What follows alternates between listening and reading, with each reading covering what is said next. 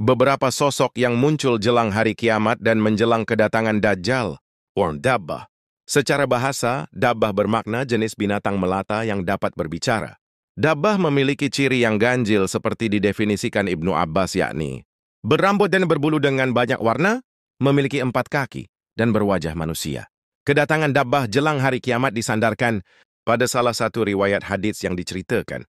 Abdullah bin Amr yang mengutip perkataan Rasulullah yang berbunyi, "Sesungguhnya pertanda yang pertama-tama muncul menjelang kiamat ialah terbitnya matahari dari barat dan munculnya binatang melata, Dabbah, menemui manusia pada waktu duha.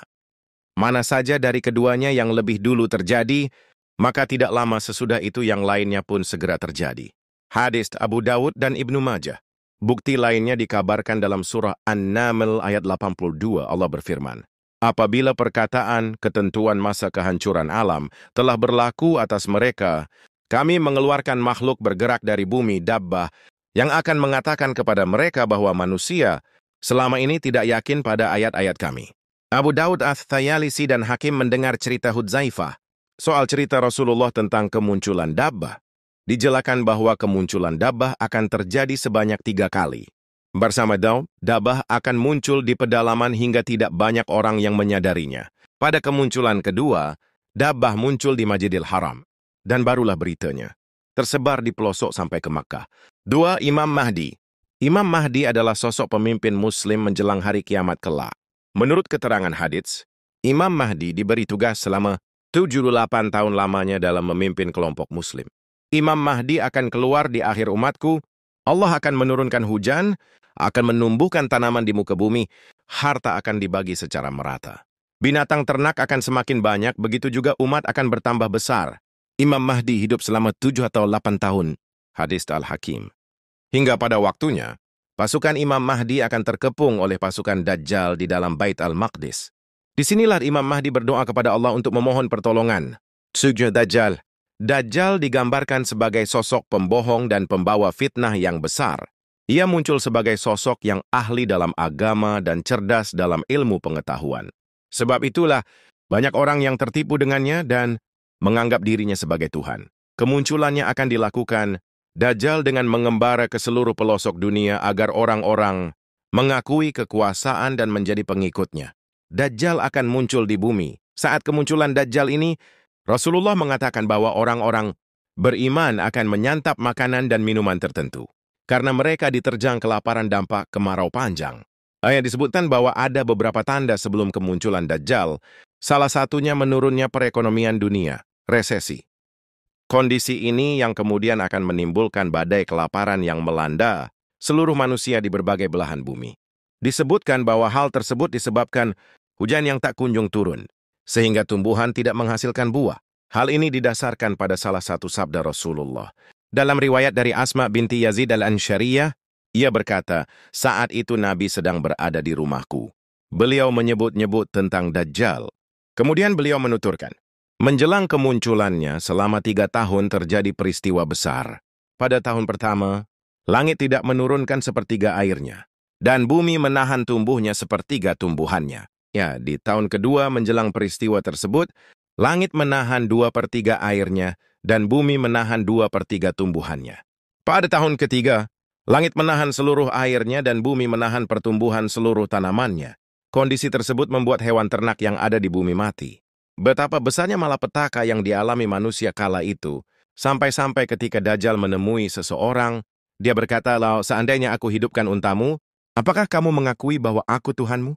Orang itu menjawab, "Ya." Maka, setan-setan menjelma menjadi mirip untanya dalam keadaan sehat walafiat, gemuk, dan penuh susunya.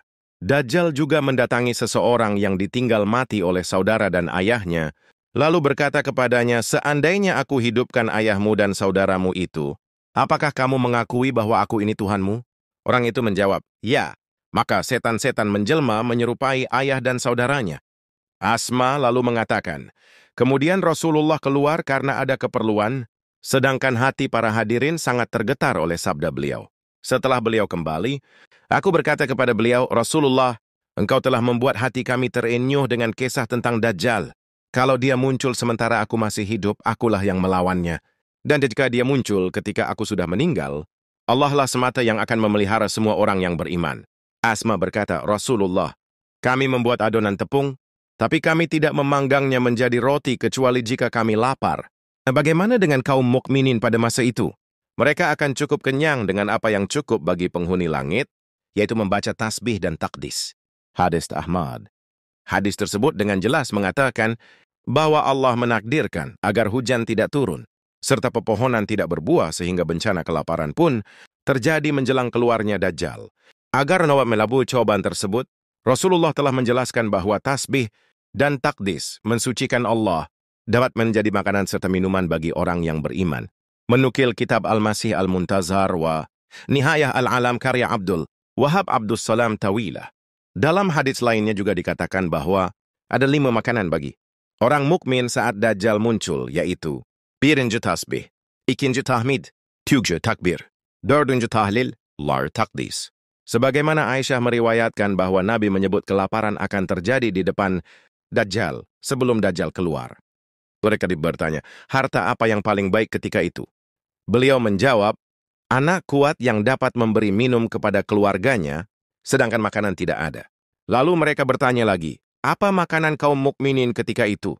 Nabi menjawabnya, tasbih, takbir, dan tahlil. Aisyah berkata, lalu di mana bangsa Arab ketika itu? Beliau menjawab, Arab pada waktu itu amat sedikit. Hadis riwayat Ahmad. Dalam hadits dari Hasan, Rasulullah bersabda, makanan kaum mukminin pada hari itu adalah tasbih, tahmid, tahlil, takdis, dan takbir. Hadis riwayat Nuaim bin Hamad, pada zaman Dajjal nanti, setiap negeri yang didatangi Dajjal penduduknya, bagaikan padi yang ada di dalam pengisar. Mereka lari ke sana kemari karena takut kepada Dajjal.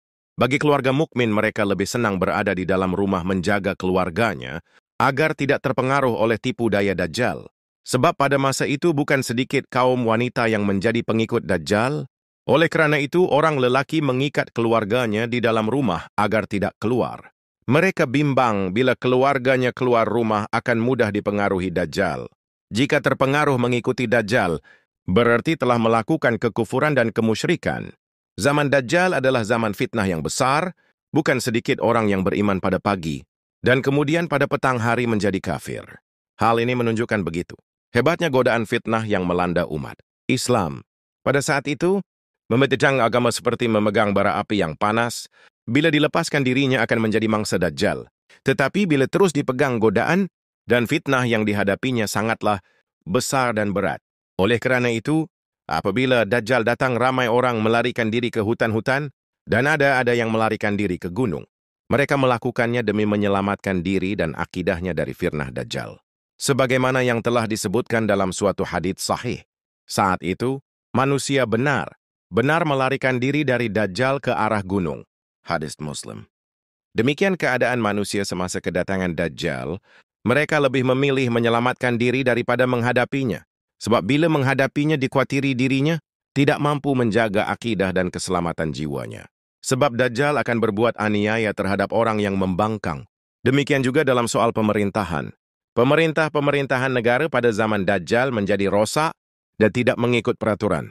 Ini bukan berarti Dajjal ingin berkuasa dan menghancurkan satu persatu pemerintahan negara yang sudah kokoh dan baik. Akan tetapi, perancangan Dajjal yang menyusup segenap negara dengan menyebarkan tipu daya dan fitnahnya. Adapun untuk menyelamatkan diri dari fitnah Dajjal adalah menetapi kesabaran.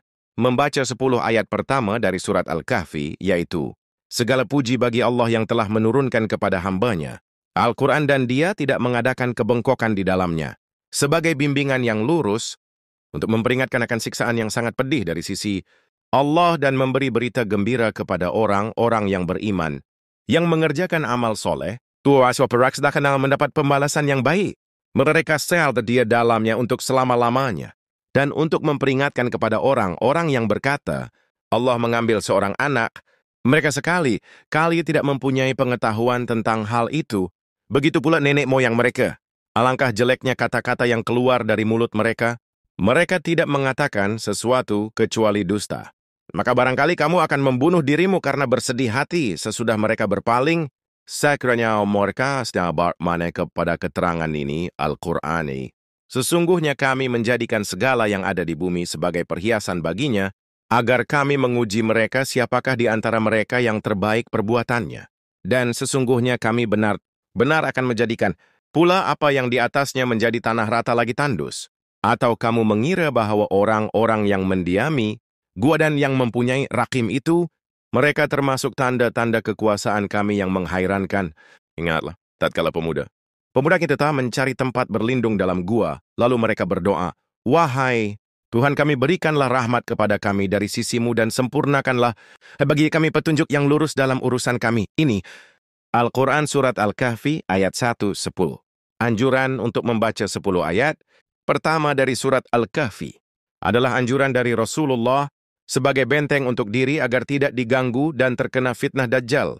Sebab pada saat itu sukar sekali bagi seseorang boleh menyelamatkan diri dari fitnah Dajjal. Ini menunjukkan begitu kuat dan hebatnya fitnah yang disebarkan oleh Dajjal. Salah satu cara untuk menyelamatkan diri adalah membaca sekerap mungkin 10 ayat pertama dari surat Al-Kahfi, sebagaimana yang dianjurkan oleh Rasulullah. Barang siapa di antara kamu yang hidup sampai mendapati Dajjal, hendaklah dibaca permulaannya surat Al-Kahfi, hadis Muslim. Bahwasanya seluruh peristiwa yang menyalahi adat yang dilakukan oleh Dajjal itu bukan karena kuasa Dajjal, melainkan karena kekuasaan dan kehendak Allah untuk menguji kekuatan iman hambanya. Allah menciptakan Dajjal sebagai makhluk penggoda dan menyesatkan umat yang beriman.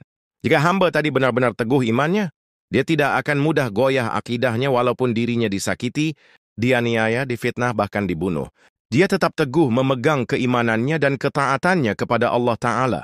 Segala kemampuan yang dimiliki oleh Dajjal itu bersifat istidraj, bukan mukjizat atau bukan karamah. Semoga Allah melindungi kita dari fitnah Dajjal.